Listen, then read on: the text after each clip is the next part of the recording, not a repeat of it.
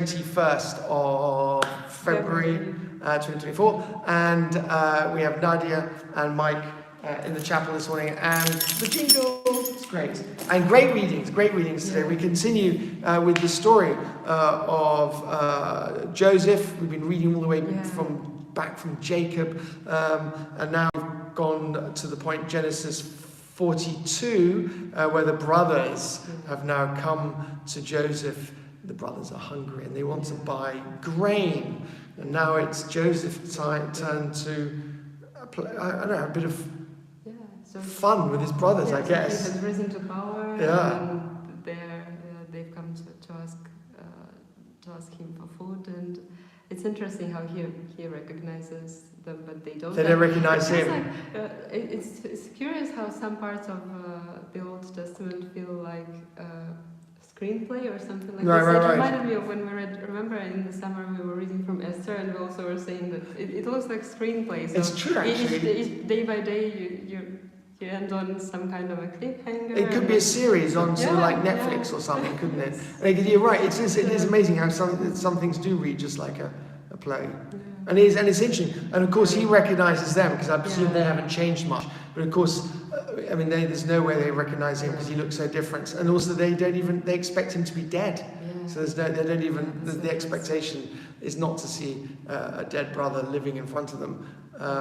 It's interesting. And I think it's very interesting how he demands that they go and find the youngest brother. Meanwhile, he put them all together in prison for 3 days. I can't help but thinking it's like, now it's your turn to have a little time in prison, just like I did, because of you guys leaving me in a pit, literally throwing me into a well, selling me to slaves. And I find it amazing how, I think it's a story of how hard it is to forgive, because he eventually, he forgives them.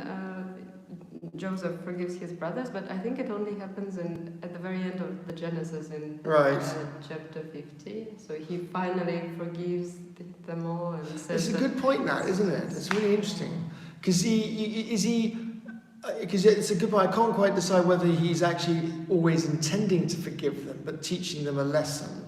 So it's like, I'm going to forgive you, but we're not going to forget this. And there are a few things we need to sort out. First of all, get your brother here, so that all of you are here. Secondly, you're just going to have a little bit of time, downtime in a prison, just so you can feel like it's sort of interesting, isn't it? Whereas when his father came home, do you remember? Jacob comes back to Esau, his brother, and he's full of dread, right? And he's like fearing, and he's got sheep ahead of him, and he's got gifts, and splits the party in two because he fears the worst. Yeah. And immediately Esau sees him. He just runs to his brother and throws his arms around him and hugs him, and it's immediate.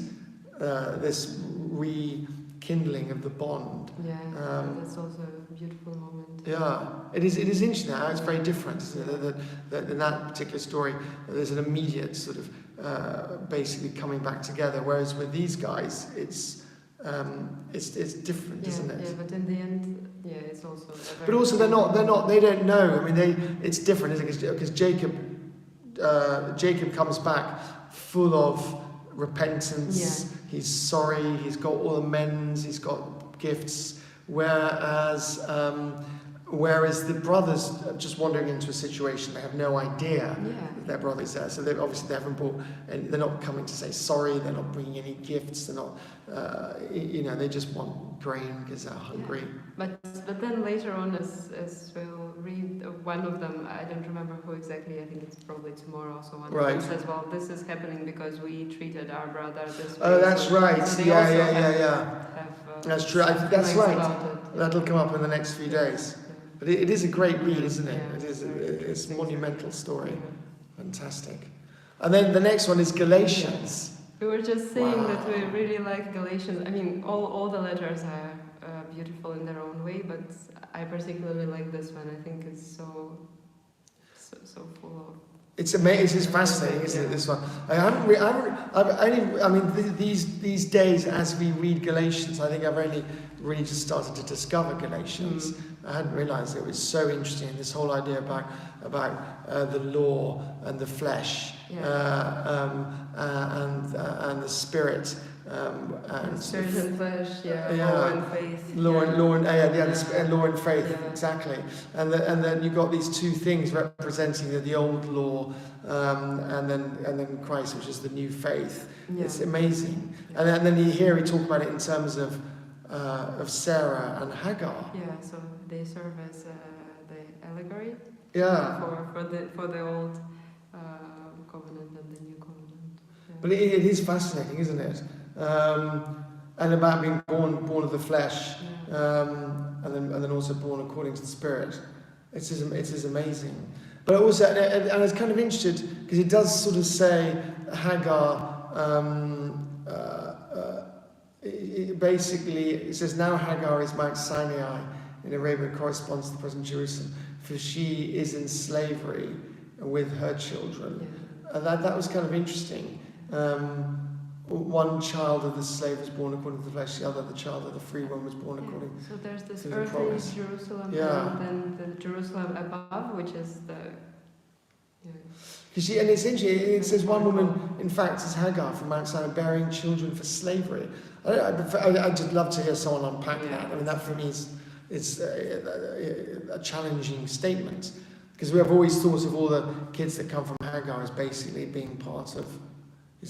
they're the founders of Islam, right? Yeah. Ishmael, right. So for me, it's it's complicated. A lot of it is allegorical. Allegorical, yeah, exactly. So I think the main point is here that we are free from the old ways.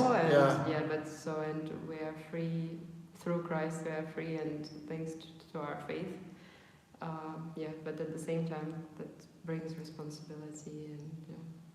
Yeah. I guess that's the overall idea, if we put it simply. It is amazing. And I think the very last, this little paragraph, I think it's so relevant, and it could be applied to everyone today as well. So for freedom, Christ has set us free. Stand firm, therefore, and do not submit again to a yoke of slavery. Right. So I think lots of people will find it relevant. I sense to them in their own way. Yeah. But I also sense we can decide, can't we? How we are, whether we're born to slavery or born to the spirit. And again, this Jerusalem above, this represents the kingdom of heaven, and is free. We talked about it so much. So it's free. It's open to everybody, whether it's a Jew or a Gentile. Right. So, because we had that. We had that reading on Monday. There is no more Jew, Gentile, that famous one. Again, Galatians. I loved it on Monday. It explains it so beautifully. Yeah, amazing. Incredible passages. Great. Yeah, and we also wanted to say about... Oh, Ember! Yes, I had no idea, but clever. And I just figured it out. Oh no, so it's just... so there are those days of fasting. They're called Ember Days. And so this week, and each time we have Ember Days, there are 3 of them. So on Wednesday, Friday, and Saturday. Right.